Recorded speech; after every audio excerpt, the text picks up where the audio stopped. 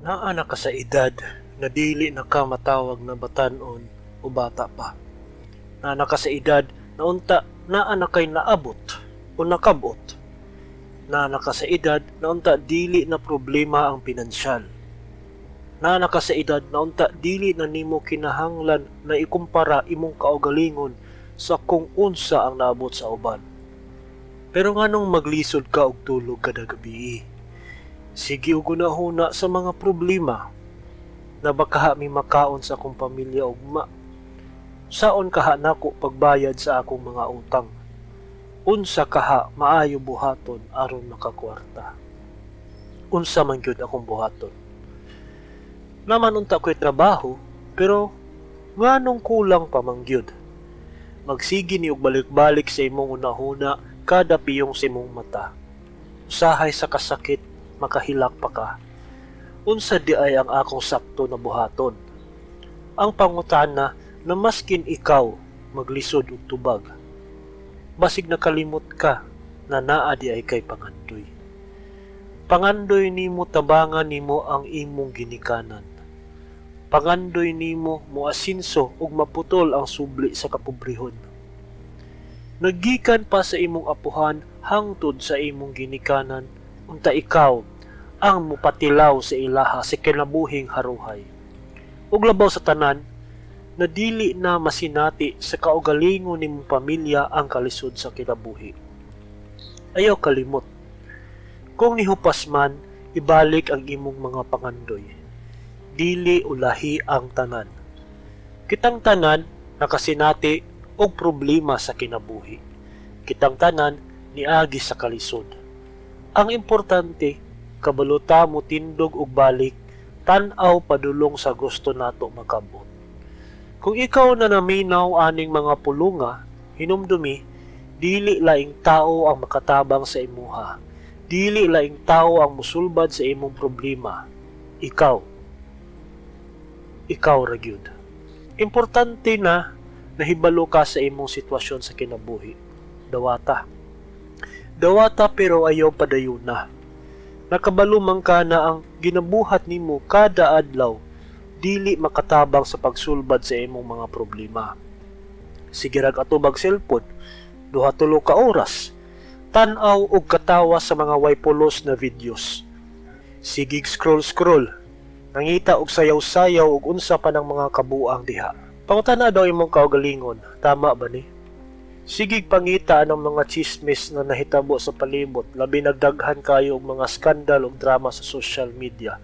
Gusto nimo makiisyusosag ka. Tama ba na? Puro negatibo ang gisulod sa utok, mga butang na angay unta baliwalaon, pero imong ginapatulan kay aron lang malikayan ang mga problema na naa sa imuha. Tama ba na? Mag-inom aron mahubog, mulaag aron makalimot, maski nagkalisod hala padayon aron lang maingon na i-enjoy ang kaugalingon. Tama ba na? Kung imong tubag tama ng mga butanga, ayaw paminaw, lakaw. Padayuna ang imong permi na ginabuhat. Dili man sad ko miingon na tama ko, mali ka. Mao gani nangutana ko kung tama ba na. Ikaw rasad ang makatubag. Pero kadtong mga naminaw ug nadawat nila na dili di ay tama ng mga butanga, na ako'y tambag na unta paminawon ninyo. Disiplina. Disiplinaha imong kaugalingon. Niabot sa puntos imong kinabuhi ng kikapoy na ka. Gusto ka mausab sa mga balik-balik na imong ginabuhat. Walay nagbago. Motivated ka pero pila ka adlaw nawad-an og gana. Gana-gana ra ba? Kung gusto nimo mausab ang imong panglawas, kung gusto nimo mausab ang imong batasan, ang imong pagkaadik sa ilimnon sugal unsa pang bisyo, gana-gana ra ba? Kung makahinumdum ka na dili na di ay maayo ni, ay mag-usab na ko. Sa pila ka tuig, kapila na nimo ni buhata, mubalik gihapon sa naandan, mubalik gihapon sa dili mao na batasan. Disiplina, dili motivation. Disiplina ang buhata sa imong kaugalingon. Sa may pulos sa kadasig o motivation, kung kadali rasad nimo buhaton, makainom lang gani og isa ka baso, miingon dayon, karon ra man eh. Pero kung imong ipalabaw ang disiplina, dawaton kahana nimo ng basuha. Strikto na disiplina para sa sigurado na pag-usab. Nakakwarta lang gani gamay, bonus o naay gilansang gamay, palit dayon diri, palit dayon didto. Imbis na itago para kung naay kinahanglan o emergency naay makuot, wala na. Ipunon unta para kung naay opportunity na pwede sudlan o sulayan, wala na. Kung gusto ka mag-usab sa kinabuhi na imong tan-aw walay padulungan, disiplinahay imong kaugalingon. Sa imong palibot, kinsa man ang imong nailhan na ni Asinso sa kinabuhi tungod sa paningkamot. Kani silang ni Asinso, tungod kay naay disiplina, naipanglantaw sa kinabuhi, naipanglantaw sa maabot, naay disiplina unsaon pagdumala sa gamayng kwarta. Nako istorya, kani tinuod ni na nahitabo sa akong kinabuhi. Nay amigo akong angkol, kaila ko ani niya kay atong bata pa ko, mga tuig 2000 or 2001, gidala ko niya sa lambiran na iyang ginatrabahoan. Nasa mga 10 o 11 anyos ko aning tuiga. Dili ko makalimot kay ubanon ko nila kung mamutol silang mga kahoy unya kung naikwaknit na maipit na mo dayo sugbahon. Kaning amigo sa akong angkol, ginatawag nila siya og boy. Siya ang muluding sa truck, magluto, magtapok sa mga gamit, mao na iyang trabaho. Pila ka tuig ang nilabay, sobra 20 ka tuig. Itong amigo sa akong angkol na nasiyang sariling lambiran, napay hardware og mga truck, na sariling yuta og balay.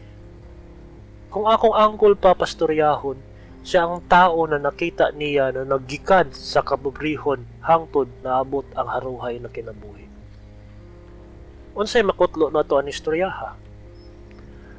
Ang tao na naidisiplina sa kinabuhi, disiplina na gusto makabot ang iyang pakandoy, disiplina na kabalo mulikay sa mga dili maayo na butang, disiplina na magtuon unsaon pagdumala sa kwarta. Ang resulta ning Asinso, basig na surtihan ra. Masurtihan ba ka kung naara ka diha sa gigatubang og cellphone, tan-aw og mga binuang? Masurtihan ba ka kung naalang gani mabilin gamay, palit dayog ilimnon? Masurtihan ba ka kung ang sulod sa imong hunahuna puros mga negatibo na butang? Those who work their land will have abundant food, but those who chase fantasies have no sense. Proverbs 12:11. Kung sa Bisaya pa, anong trabaho siyang uma, makakaon og daghang pagkaon, apan ang nagasunod sa mga walay pulos nga damgo, walay buot. Walay buot. Mamatad ka kay basig makadaog. Mamatad ko aron ma-instant milyonaryo ko. Pamasin na wala na mao. Iya man tag panlantaw sa kinabuhi, no? Kani ako pahinumdong lang. Kay basig ang panglantaw nimo karon, dili di ay subay sa dalan sa imong pangandoy. Naiswerte na moabot sa imong kinabuhi kung mogawas ka sa imong balay, maningkamot, ubanan og saktong kaalam ug disiplina. Kung kabalo ka na ang mga gipang istorya sa imong palibot negatibo ug dili makatabang sa imuha, likayi. Kung kabalo ka na dili maayo ang masigirag cellphone, limitahi. Kung kabalo ka na dili maayo sa imong lawas, undangi. Gamita ang disiplina para mahimo nimong habit o batasan. Kita bitang mga bata sa una masipyat lang gani, bunal diri, bunal didto. Magpabadlong gani, kusion dayo na murakag makaihi sa kasakit. Tanawa karon, naatay pagbaton ug maayong pamatasan. Kabalo mo respeto, kay gidisiplina ta sa atong ginikanan. Gikan sa disiplina sa ginikanan, nahimo na tong batasan o habit. Pwede ba nato ni i-apply sa atong kinabuhi karon na idara na ta? Pwede. Masin isa lang ka oras kada adlaw, isa lang. Pagtuon, basa og libro o tan-aw og videos.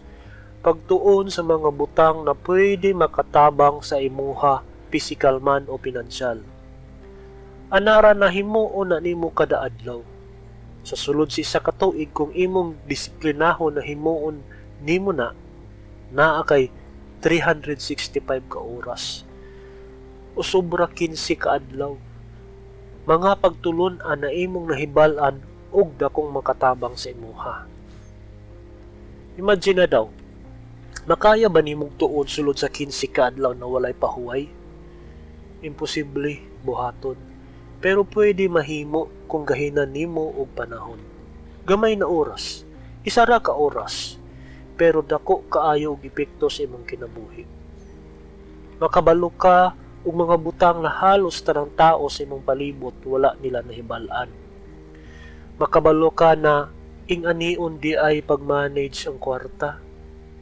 Makabalo ka na ing-anion di ay kung gusto nimo magsugod og negosyo. Makabalo ka na ing-anion di ay ang mga pamaagi na imong buhaton aron mawagtang imong mga utang. Makabalo ka na ing-anion di ay para malikay ka sa mga sakit. Makabalo ka na ing-anion di ay aron naa kay kabilin sa imong mga anak kung wala na ka. Ug makabalo ka na kaya di ay nimo mausab ug moasinso kung mauni imong buhaton. Mahibal-an na nimo kung modisiplina ka og tuon sa isa ka oras kada adlaw sa isa ka tuig. Pero what if? What if dili lang ka na imong buhaton? What if himuon nimo duha ka oras? What if kabalo ka mulikay sa mga dili maayong butang? What if kabalo ka mag-usab sa imong batasan? Pamalandungi daw. Dali mawala ang motivation, pero kung ubanan nimo og strikto na discipline o ginabuhat nimo kada adlaw o daily routine, mamahimo nimong habit o batasan. Basta mabatasan o mahabit na gani nimo, dili na basta mawala. Himo ang batasan lang positibong pananaw sa kinabuhi, ang pagtuon ug pagsalig sa imong kaugalingon. Kung hangtod karon na agihapon ka diha, naminaw ani akong mga pulong, ikaw ang tao na akong gitumong. Ikaw ang tao na parehasab nako na gusto mag-usab. Ikaw ang tao na naipangandoy sa kinabuhi. Ug labaw sa tanan, ikaw ang tao na naminaw karon na buhaton ang tanan. Dili lang para sa imong pamilya, kundi para sab sa imong kaugalingon. Ang success, ang sinugdan sa success kay ang atong kaugalingon. Ang atong mga paglantaw, ang atong mga ginabuhat matag adlaw, ang atong disiplina na mubangon og mupadayon. Bosa-bos, badi, bigo o miga, dili pagyud ulahi ang tanan. Ayaw kalimot, pahinumdumi ang imong kaugalingon. Kung na kay nakutlo aning video ha, palihog lang og like, subscribe ug share.